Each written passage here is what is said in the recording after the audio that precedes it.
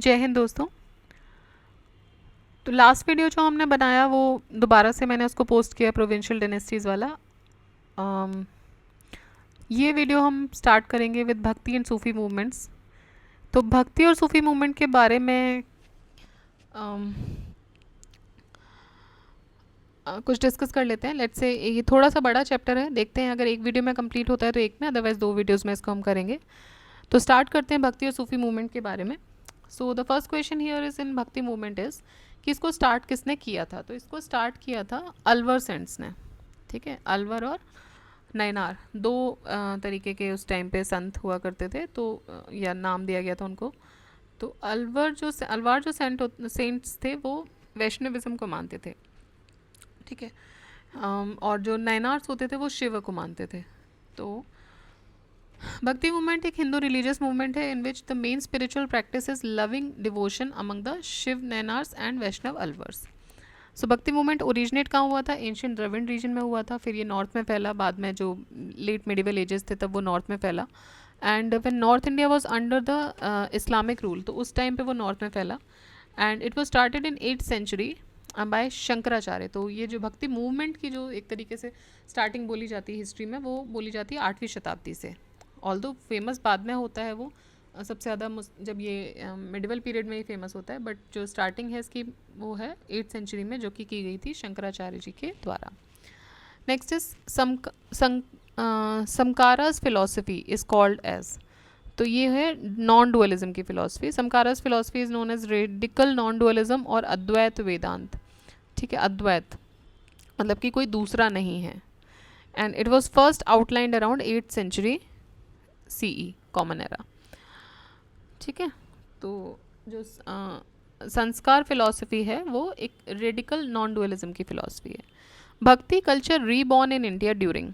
तो bhakti culture reborn कब होता है? देखिए, हमने देखा कि 8वीं शताब्दी से शुरू हो गया, 8th सेंचुरी से, लेकिन जो अपने चरम पे रहा वो, या दोबारा से जो रीबॉर्न हुआ वो हुआ मेडिवल इंडिया के टाइम पे। सो 15th-16th सेंचुरी में ये शुरू होता, फिर से रीबॉर्न होता है। इसको स्टार्ट किया था शंकराचार्य जी ने, propounding the philosophy of Advaita to eliminate the influence of Buddhism. तो उस टाइम पे जो स्टार्टिंग थी वो एक तरीके से उस टाइम पे बुद्धिज्म राइज पे था, जैनिज्म बुद्धिज्म, खासकर बुद्धिज्म बहुत राइज पे था। उसके इन्फ्लुएंस को एलिमिनेट करने के लिए ये शुरू किया गया था 8th सेंचुरी के टाइम पे। भक्ति मूवमेंट को रीबॉर्न किया गया फिर से 15वीं-16वीं शताब्दी में, जब कबीर, तुलसी, नानक, सूरदास, मीराबाई, इन्होंने इस मूवमेंट को एनकरेज किया, तब ये फिर से रीबर्थ लेता है। The common belief of life of both Buddha and Mirabai was. तो बुद्ध और मीराबाई दोनों की एक कॉमन बिलीफ जो है वो क्या मानी जाती है? तो भाई दोनों की कॉमन बिलीफ ये मानी जाती थी, या ये थी, कि जो ये दुनिया है, this world is full of sorrow. ठीक है, एक कॉमन फिलोसफी पे ये लोग आके एक मत थे कि ये जो वर्ल्ड है, this is full of sorrow and sorrow is the first among 4 are a truth of Buddhism. ठीक, so the world is full of sorrow. Let no man ask a man's sect और caste whose dictum was this. तो किसने बोला था कि let no man ask a man's sect और caste? ये बोला था रामानंद ने। The dictum above is related to saint Ramananda ji. His pupils were from all cast, religions and sects. तो ये बोलते थे कि भाई कोई किसी से उसकी सेक्ट या कास्ट ना पूछे। देखिए, अब उस टाइम की बात हम करें 15वीं-16वीं शताब्दी की, तब अगर कोई ये बोल रहा है तो बहुत बड़ी चीज़ है। इनफैक्ट अभी हम इस चीज़ को एक्सेप्ट नहीं कर पाते हैं। आपने भी देखा होगा कि हम में से भी हो सकता है कुछ लोग हों, और because I have seen even the people of our age कि वो भी इस चीज़ में इंडल्ज हैं। और ख़ासकर जो हमारे पुराने लोग हैं घरों में, वो जब भी कोई घर में आता है तो सबसे पहले पूछते हैं, खासकर हमारे जो हम लोग नॉर्थ इंडिया का जो बेल्ट है, मुझे उतना नहीं पता साउथ इंडिया के बारे में। मेनली नॉर्थ इंडिया के बेल्ट में जो है वो सबसे ज़्यादा, जैसे ही कोई आता है वहाँ में, बड़े बुजुर्ग अगर घर में है तो पूछ लेते हैं बेटा कौन जात हो, ठीक है, या क्या क्या क्या लिखते हो आगे। मतलब उनका मेन रहता है, अगर वो तुमसे नाम पूछे तो उनका मेन मोटिव ये नहीं रहता है कि वो तुम्हारा नाम जानना चाह रहे हैं। उनको कोई इंटरेस्ट नहीं है आपके नाम के जानने में, उनको आपके नाम के पीछे का टाइटल जानने में बहुत बड़ा इंटरेस्ट होता है कि वो क्या है, क्या सरनेम आप यूज़ करते हो। ठीक है, तो ये उस टाइम पे ये थियरी प्रोपाउंड की गई that let no man ask the a man's caste or sect. ठीक, तो ये किसने की थी? ये की थी रामानंद ने, क्योंकि उनके जो डिसाइपल्स थे वो हर सेक्ट, कास्ट और रिलीजन के थे। A common feature to all Bhakti saints was that they composed their verses in the language understood by their followers. तो सबसे बड़ी जो कॉमन चीज़ थी सारे भक्ति सेंट्स में वो ये थी कि वो जिस पीरियड में हुए, जिस रीजन में हुए, उन्होंने वहाँ की लोकल लैंग्वेज, उस डायलेक्ट को उन्होंने अपनाने की कोशिश की जिससे कि ज़्यादा से ज़्यादा लोग उनकी बात को समझ पाएँ. ठीक है. अब अगर वो संस्कृत में गा रहे हैं और कोई समझ ही नहीं रहा है, सिर्फ समझने वाले ही 10 लोग हैं, तो पूरा मास कैसे मिलेगा, लोग कैसे जुड़ेंगे. तो उन्होंने अपने ही डायलेक्ट को, अपनी ही जो भाषा है उसी को उन्होंने आगे बढ़ाने की कोशिश की. ठीक है. उसी से मतलब ये डिवोशन का रास्ता उन्होंने दिखाया लोगों को. The conduct of Bhakti saints was of very high standard. Many of them visited the country and met many people having different views. They also contributed to the advancement of Hindi, Kannada, Punjabi, Bengali, Telugu, Tamil, and other languages. The saints of Bhakti movement gave their verses in the regional and local languages so that जो उनके followers हैं वो उसको easily समझ पाएँ. This was the main reason behind the development of local languages. ठीक है. Next, with reference to the religious history of medieval India, the Sufi mystics were known to pursue which of the following practices. तो सूफी mystics इनमें से कौन सी practice pursue करते थे mainly? Meditation and control of breath, severe ascetic exercises in a lonely place, recitation of holy songs to arouse a state of ecstasy in their audience. तो इनमें से कौन सी ऐसी प्रैक्टिस थे जो सूफी मिस्टिक्स जो थे वो परफॉर्म करते थे? तो ये सारी ही प्रैक्टिसेस वो करते थे. 1 2 3 is the answer. Meditation, breath control, ascetic exercises भी अकेले में करते थे और होली सॉन्ग्स गाते थे to arouse the state of ecstasy in their audience. तो इसी भक्ति के पैरेलल ही उसी टाइम पे सूफी मूवमेंट भी स्टार्ट हुआ. ऑल्दो भक्ति 8th सेंचुरी में स्टार्ट हो गई थी, सूफी तब स्टार्ट नहीं हुआ था. ठीक है, क्योंकि तब ये रिलीजन नहीं था यहाँ पर हमारे यहाँ. But in this period parallelly भक्ति के साथ सूफी मूवमेंट भी एक तरीके से स्टार्ट हुआ and they help to promote the communal harmony. इनका मेन मोटिव था कि कम्युनल हार्मनी को सोसाइटी में प्रमोट किया जाए. ये मेडिटेशन, हार्ट ब्रेथ रेगुलेशंस भी इन्होंने किए. They took the help of holy songs and music to spread unity and harmony in the society and also to arouse a state of spiritual ecstasy in their audience. ठीक है. Next is Vaishnavism in Kamrup was popularized by. तो कामरूप कहाँ है? कामरूप असम में है. अब ये बोल रहे हैं कि वैष्णविज्म जो है वो किसने पॉपुलराइज़ किया था? तो वो किया था शंकर देव ने. ठीक है, शंकर देव ने इसको पॉपुलराइज़ किया था कामरूप में. ये मॉडर्न रीजन जो है ये अभी सिचुएटेड है मानस और बरनाडी नदी के बीच में in western Assam and in was popularize by Shankar Dev. He was the founder of Ekasarana sect. They believed in god Vishnu और is incarnation Krishna. They also opposed both rituals and idolatry. तो इन्होंने भी रिचुअल्स और आइडोलेट्री का अपोज किया and they were known as the Chaitanya of Assam. इनको आसाम का चैतन्य भी बोला गया. किसको? शंकर देव को. Who among the following introduced Vaishnavism in Assam and Cooch Behar? Shankar Dev. Shankar Dev के ऊपर बहुत क्वेश्चंस बनते हैं. ठीक है, तो याद रखिएगा अगर नॉर्थ ईस्ट का नाम आ रहा है, आसाम, कामरूप, नॉर्थ ईस्ट कुछ भी, तो शंकर देव जो थे उन्होंने वहाँ पे वैष्णविज्म कल्ट को स्थापित किया था. इनको चैतन्य ऑफ आसाम भी बोलते थे. Famous medieval saint Shankardev belonged to which cult? So Vaishnav cult. Ramanujacharya is related to.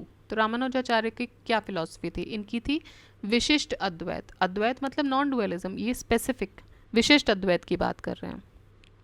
So it was the early propagator of Bhakti saint. The philosophy of Ramanujacharya is known as Sanskrit as Vishisht Advait. It means non-duality of reality as characterized by attributes. The central idea of Vishisht Advait is this. There exists an ultimate principle, an absolute being that is the source and substratum of all that exists. तो ये बोलते थे कि एक ultimate there exist an ultimate principle. एक कोई absolute being है जो कि जो भी चीज़ यहाँ हो रही है उसका सोर्स वही है. मतलब है तो एक ही, कोई एक चीज़ है और बाकी जो भी चीज़ इस संसार में घटित हो रही है दैट इज़ द आउटकम और that absolute thing is the source of that. तो डुअलिटी नहीं है, कुछ दो नहीं है, द्वैत नहीं है. ठीक है, जैसे हम एक बोलते हैं, एक का मतलब क्या है कि दूसरा है, तभी तो हमने एक बोला ना. तो वो ये बोलते थे एक है ही नहीं, मतलब जो भी है वो कुछ है ना, वो एक दो कुछ नहीं. ठीक है, देयर इज़ समथिंग जिसको आप अलग नहीं कर सकते, दूसरा है ही नहीं और उसी से बाकी सब कुछ निकला हुआ है. जो भी हम देखते हैं संसार में वो वहीं से आ रहा है. ठीक, तो ये फिलॉसफीज थोड़ी हो सकता है. अभी क्या होता है हमारे माइंड में बहुत सारी चीज़ें होती हैं, हम अपने आप को वेल रेड मानते हैं ऑल्दो हम नहीं हैं. तो हम इन चीज़ों से प्रोपिगेट नहीं कर पाते, बट इसके लिए आपको टाइम दे के उनको पढ़ना पड़ेगा। अभी तो हम सिर्फ नाम नाम पढ़ लेते हैं कि इनका विशिष्ट अद्वैत है, उनका अद्वैत है, और इतने से इनकी जानकारियाँ नहीं मिलती हैं। मे बी कुछ लोग इससे डिफ़र भी करते होंगे।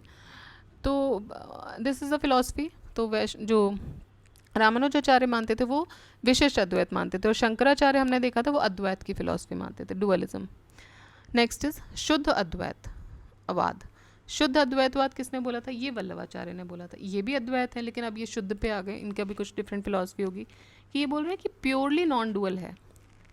The founder and guru of Vallabha sect, Vallabhacharya was the son of Telugu Brahmin Shri Lakshman Bhatt of Saumyaji clan, who is said to have developed the views of Vaishnavism into Shuddha Advait or pure non-dualism. He spent most of the time of his life in Kashi, Arail and Vrindavan. ठीक है, तो उन्होंने अपना ज़्यादा से ज़्यादा time जो है वो काशी,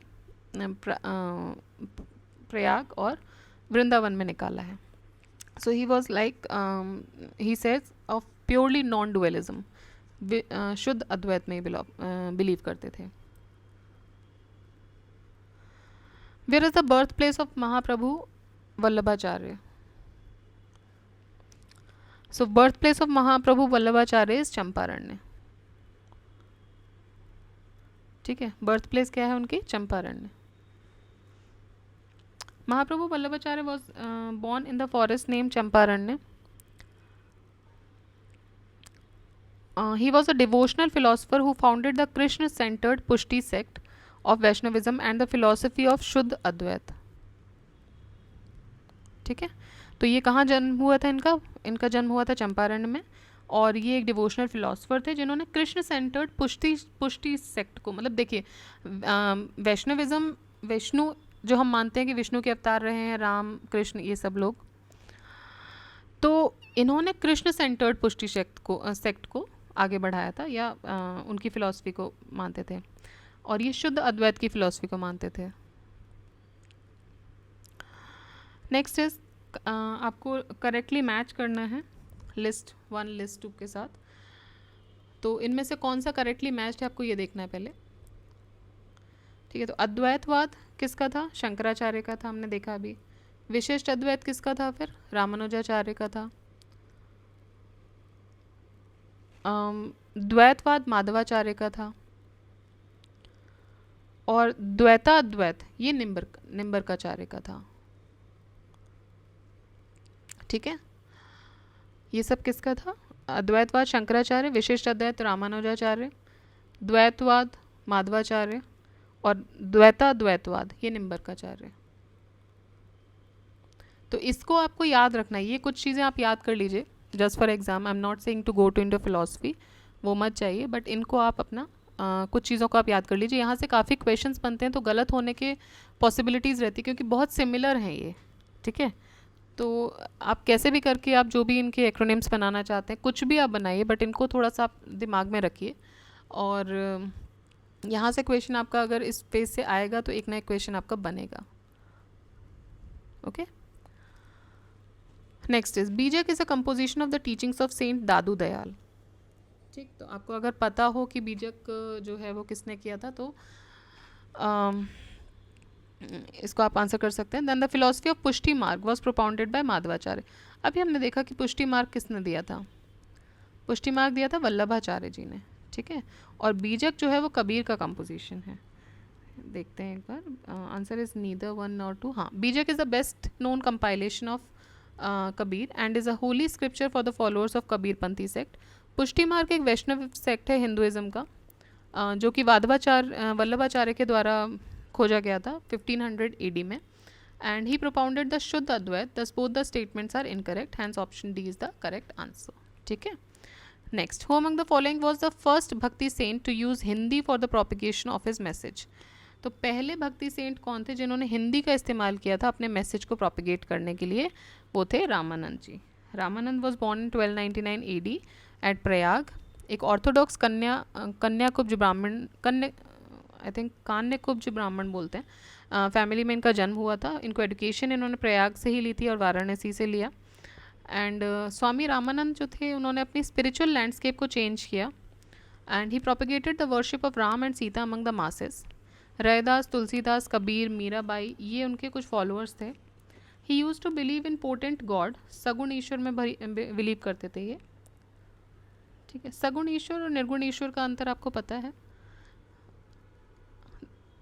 मे बी इसमें आगे आएगा, और अगर किसी को पता है तो प्लीज़ उसको कमेंट बॉक्स में लिखिए सगुण और निर्गुण में क्या अंतर है। ठीक है, and he also propagated his messages in the Hindi languages. तो ये पहले थे जिन्होंने हिंदी लैंग्वेज में अपने मैसेजेस को प्रोपेगेट किया। Now Kabir was a disciple of, Kabir थे रामानंद के disciple. He was the prominent among 12 disciples of Ramanand, and he was born to a widow Brahmin near Varanasi, and his upbringing was done by a weaver couple Niru and Nima. ठीक है, तो ये एक window ब्राह्मण के घर पैदा हुए थे वाराणसी में, लेकिन he was born and brought up in a weaver family, एक जुलाहे की फैमिली में इनको ये पले बड़े, जिनका नाम था नीरू और Nima. Who among the following are saints of medieval age India, इनमें से मिडिवल एज इंडिया के सेंट कौन है? तो Kumbhandas, Raidas, Tulsidas, Ramanand. So Ramanand was born in Prayag. He was the first great saint of North India. Raidas Varanasi में, and Tulsidas was born in Chitrakoot and Kumbhan Das in Mathura. ठीक, तो Ramanand was the, इसमें answer दिया, Ramanand is a saint of medieval age India. Although I have a doubt in this, I don't know, इनका year भी यहाँ नहीं दिया हुआ है, why only Ramanand is considered as medieval age India, because Tulsidas was also in the he was contemporary of Akbar, he was also in medieval age. Then Raidas was also medieval age. Kumbhan दास का मुझे idea नहीं है उतना, let's see, देखते हैं। तो next is who compose बीजक, तो बीजक हमने देखा कबीर, कबीरपंथी लोग बीजक मानते हैं।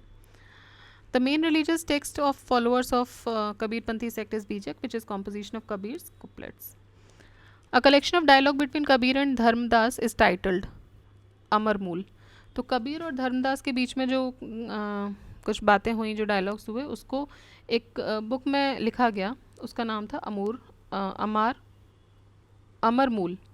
सखी, शबद, रामायणी, ये कबीर के कंपोजिशन है, जबकि कबीर और धर्मदास के बीच का जो डायलॉग है वो एक बुक टाइटल अमरमूल में उसके बारे में लिखा हुआ है। Next is Malukdas was a saint poet of, तो Malukdas was a saint poet of which period, sorry which region? So he was from कड़ा।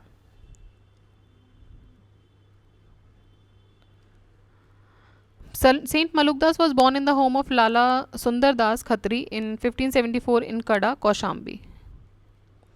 What was the name of Saint Ghasidas' father? Ghasidas के पिताजी का नाम क्या था? संत घासीदास के पिताजी का नाम था महांगू। गुरु Ghasidas was born in December 1756 AD at Giraudpuri village in Raipur district in Chhattisgarh. Mahangu Das was and Amartun, Amara, I'm sorry, I cannot pronounce this. They were their parents. Please read it. Marotun. So गुरु घासीदास जो थे, उनका जन्म हुआ था 1756 में Giraudpuri village, Raipur district, Chhattisgarh में इनका जन्म हुआ था। इसीलिए यहाँ पे गुरु घासीदास नेशनल पार्क भी है, और इनके पिताजी का नाम था महंगू दास। नेक्स्ट इज करेक्ट क्रोनोलॉजी आपको बतानी है। शंकराचार्य, रामानुज और चैतन्य, इनकी करेक्ट क्रोनोलॉजी क्या है? तो यही इनकी करेक्ट क्रोनोलॉजी है। Shankaracharya was born in 8th century, उसके बाद आते हैं रामानुज 1017 में, और चैतन्य महाप्रभु जो आते हैं 1486 में आते हैं। Next, select the correct chronological order of bhakti saints from the following: Kabir, Guru Nanak, चैतन्य, मीराबाई। तो यही इनकी क्रोनोलॉजी है। अगेन, कबीर, गुरु नानक, चैतन्य और मीराबाई। कबीर जी जो रहे हैं 1398 से 1518, गुरु नानक जी 1469 से 1539, चैतन्य महाप्रभु 1486 से 1534, एंड मीराबाई 1498 से 1557 तक ये रही हैं। ठीक है,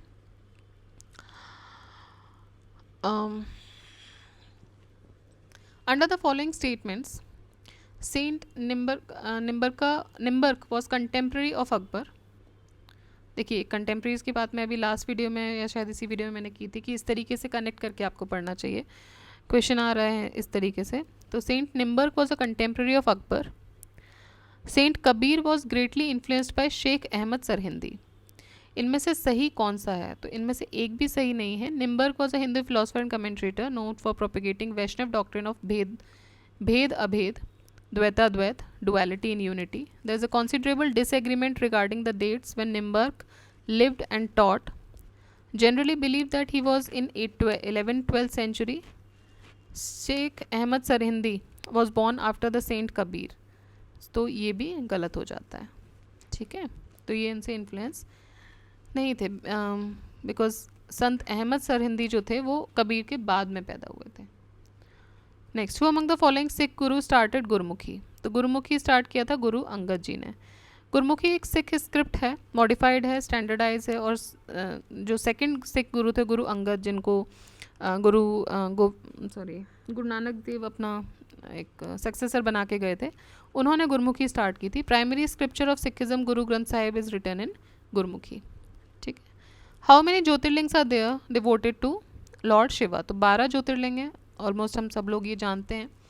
12 ज्योतिर्लिंग टोटल हैं इंडिया में, जो कि हैं, नाम देख लेते हैं एक बार। सोमनाथ गुजरात में, केदारनाथ उत्तराखंड में, विश्वनाथ वाराणसी उत्तर प्रदेश में, वैद्यनाथ महाराष्ट्र में पराली, देन महाकालेश्वर उज्जैन, और ओंकारेश्वर ये भी मध्य प्रदेश में ही है, इन मानधाता, तो मध्य प्रदेश में 2 हो गई। देन नागेश्वर ये द्वारका में है, नियर द्वारका, जो कि एक 4 धाम पिलग्रिम साइट्स भी है गुजरात में। तो गुजरात में एक सोमनाथ भी हो गए और आपके नागेश्वर भी हो गए। देन त्र्यंबकेश्वर ये भी महाराष्ट्र में, तो महाराष्ट्र में भी 2 हो गए, एक वैद्यनाथ और त्र्यंबकेश्वर, और एक और है महाराष्ट्र में धृष्णेश्वर, ये औरंगाबाद में है। देन भीमाशंकर ये भी महाराष्ट्र में ही है, और 4 हो गए महाराष्ट्र में, 2 एमपी में और 2 आपके गुजरात में। देन मल्लिकार्जुन ये आंध्र प्रदेश में है, श्रीशैलम, और रामेश्वरम ये तमिलनाडु में है, ठीक है। तो ये कुछ इम्पॉर्टेंट आपके 12 ज्योतिर्लिंग हैं। रामानुज के फॉलोअर्स को क्या बोलते थे? तो उनको वैष्णव बोलते थे। ये अर्लीस्ट प्रोपोनेंट हैं भक्ति मूवमेंट के। The philosophy of Shri Ramanujacharya is known in Sanskrit as Vishishta Advaita. जो फॉलोअर्स थे रामानुज के उनको वैष्णव बोलते थे। ये सगुण वर्शिप में बिलीव करते थे, ठीक है। Which of the following was the birth place of Guru Nanak? तो गुरु नानक जी की बर्थ प्लेस है ननकाना। ननकाना साहिब एक फेमस गुरुद्वारा भी है, जो उन्हीं की बर्थ प्लेस के उस पे नाम पे रखा गया है, ठीक। नेक्स्ट देख लेते हैं। ननकाना साहिब को तालवंडी भी बोलते हैं इन शेखपुरा डिस्ट्रिक्ट, वेस्ट पंजाब, इन पाकिस्तान। ये बर्थ प्लेस है गुरु नानक जी का, जो सिख रिलीजन के फाउंडर हैं। इनकी पैदाइश थी 15 अप्रैल 1459 की। एक खत्री फैमिली में इनका जन्म हुआ। इनका स्ट्रॉन्ग फेथ था निराकार ब्रह्म पे, और उनकी मृत्यु होती है 1539 में डेरा बाबा। गुरु नानक देव ने सिख रिलीजन किसके रिजीम में मतलब ही कहने का मतलब ये है कि उस टाइम पे रूलर कौन था जब गुरु नानक देव जी ने सिख रिलीजन को he became the founder of Sikh religion. So that time Sikandar Lodhi was the ruler.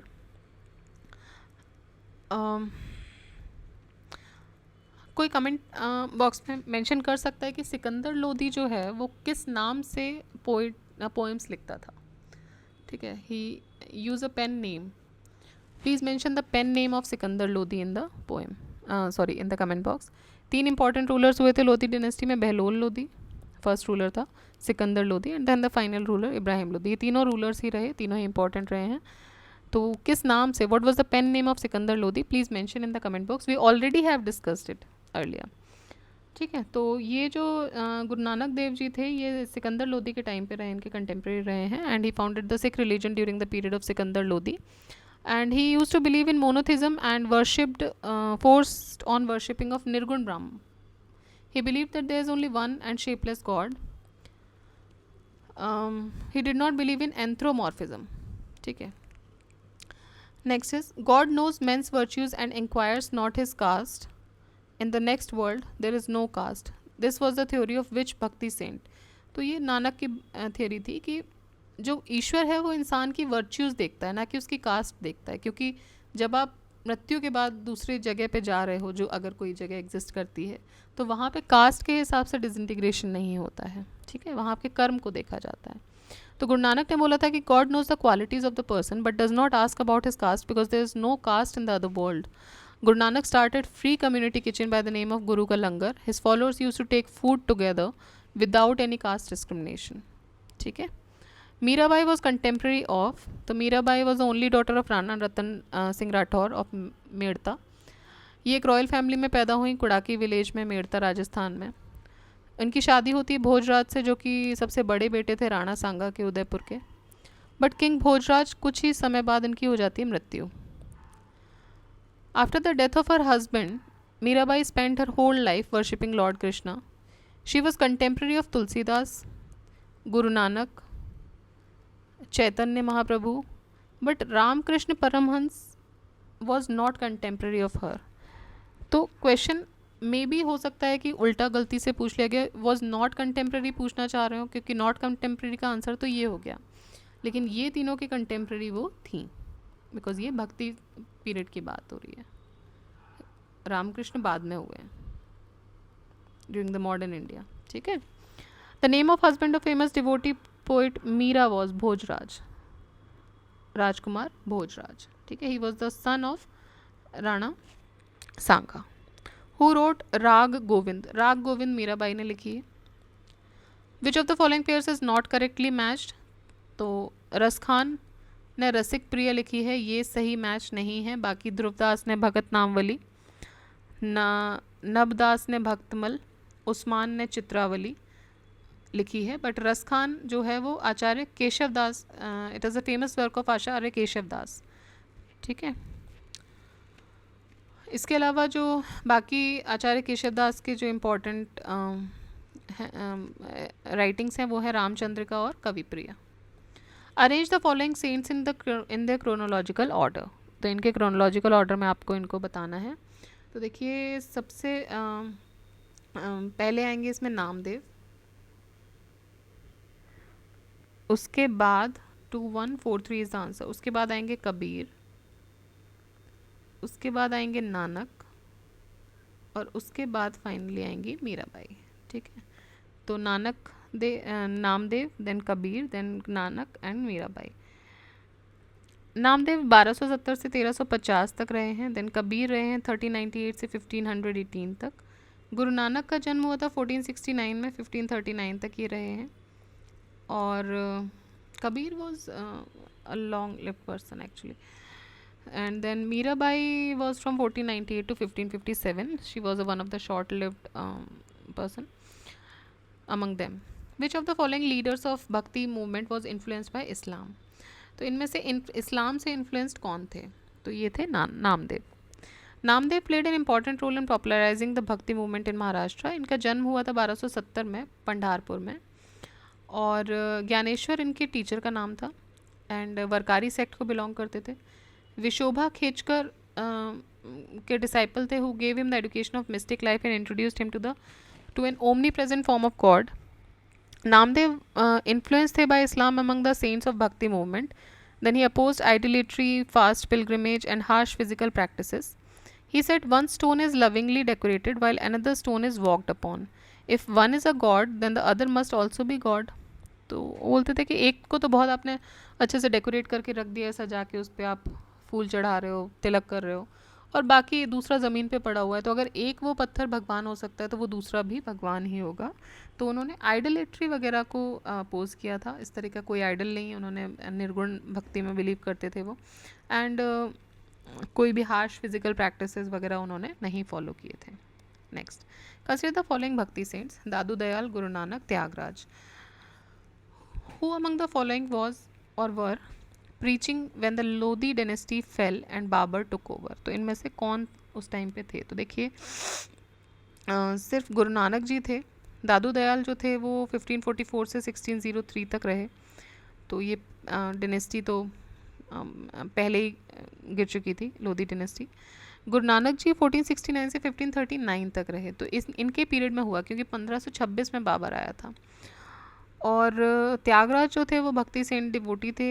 The collapse of Lodhi dynasty started in 1526 after Babur defeated Ibrahim Lodhi. Guru Nanak ने अपनी प्रीचिंग्स उस टाइम पे दी थी. ठीक है. तो ये जो पीरियड है इसमें सिर्फ गुरु नानक जी ही उस टाइम पे कंटेम्प्रेरी रहे हैं। नेक्स्ट, लिस्ट 1 को लिस्ट 2 से ऐड करना है आपको, भक्ति सेंट और उनके प्रोफेशन। नामदेव जी कौन थे? तो नामदेव जी टेलर थे।